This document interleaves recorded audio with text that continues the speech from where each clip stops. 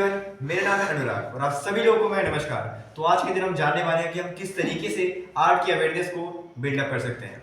तो चलिए आप सभी को बड़े विस्तार में समझाता हूं। तो सबसे पहली चीज हमारा टॉपिक है how to build art awareness. देखिए, आमतौर पर दिक्कत कहाँ आती है, जब भी हम लोग सोचते हैं कि हम किसी स्टूडेंट को टीच करेंगे या फिर किसी भी कोई भी बच्चा है उसको हम टीच करना चाहते हैं, तो दिक्कत कहाँ आती है। हम सोचते हैं कि हम जिस जगह पर रहते हैं, हम जिस माहौल में रहते हैं, उस जगह पर कोई ऐसा नहीं है कि वो आर्ट सीखे। कोई भी आर्ट सीखने वाला है ही नहीं, लेकिन ऐसा नहीं है। हम चाहे तो किसी भी चीज़ के अवेयरनेस को बिल्डअप कर सकते हैं। उसका एक सिंपल सा लॉजिक है, एक सिंपल सा फॉर्मूला है। फॉर्मूला भी नहीं, एक सिंपल सी चीज़ है जिसको अगर आप अप्लाई करेंगे तो इजीली आप किसी भी चीज़ के अवेयरनेस को बिल्डअप कर सकते हैं। अवेयरनेस मतलब क्या है? मतलब लोग उस चीज़ के बारे में जाने, और अवेयरनेस बिल्डअप करने वाला ही उस चीज़ के बारे में जाना जाता है। एग्जाम्पल के तौर पे, आज से बहुत साल पहले क्या था, हम सब ब्रश का इस्तेमाल नहीं करते थे, कोलगेट का इस्तेमाल नहीं करते थे। किसका इस्तेमाल करते थे? दांतों का। हम सब जानते हैं।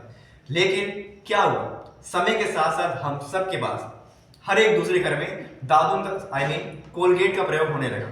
ऐसा क्या हुआ?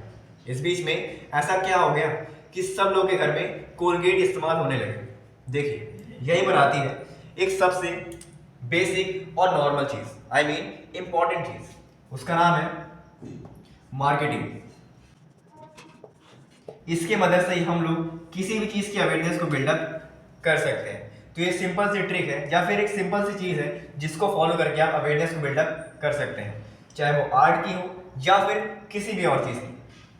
देखिए, मार्केटिंग का सिंपल मीनिंग क्या है?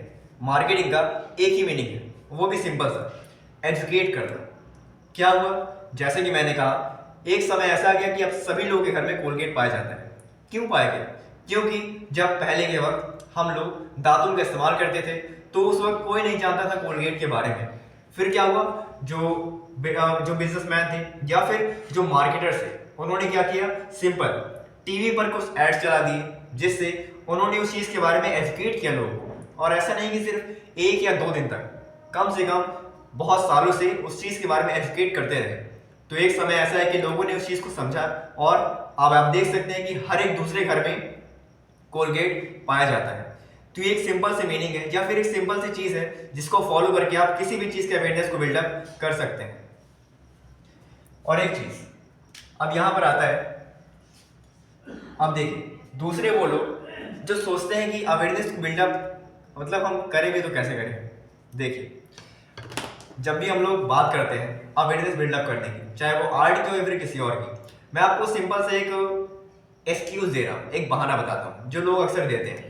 पहला कि लोग क्या कहते हैं कि हम जिस मोहल्ले में रहते हैं, जिस गली मोहल्ले में रहते हैं, वहाँ पर कोई ऐसा नहीं है आर्ट को सीखने वाला, आर्ट को चाहने वाला। तब तो मैं भी ऐसा कह दूँ कि मैं 2-4 लोगों से पूछ लूँ, अपने दोस्तों से, क्या तुम्हें आर्ट पसंद है, क्या तुम्हें आर्ट पसंद है?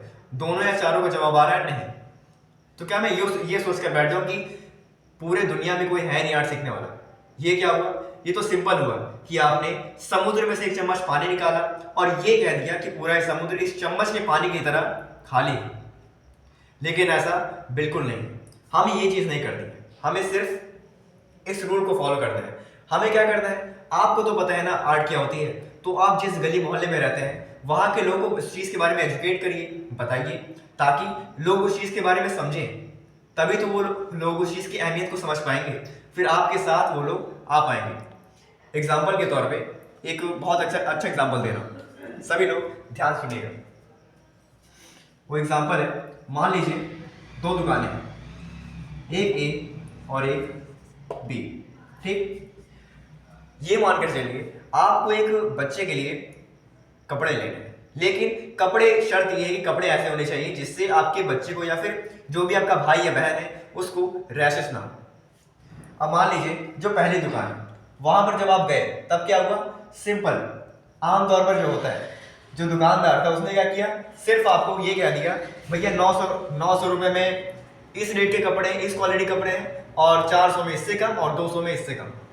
यहाँ पर क्या हुआ, आप सिर्फ कंफ्यूज हो गए, आपको नहीं समझ आया फिर आपको क्या चाहिए।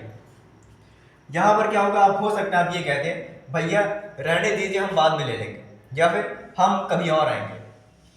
और दूसरे दुकान में क्या होता है, ध्यान सुनिएगा, दूसरे दुकान में क्या होता है, जब वो वहां पर जाता है दुकानदार ये नहीं कहता कि 900 में इस रेट का है, 1000 में इस रेट का, तो 5000 में इस रेट का, बिल्कुल नहीं। सिर्फ आपसे पूछता है आखिर आपको चाहिए क्या, आप लेने क्या आए हैं।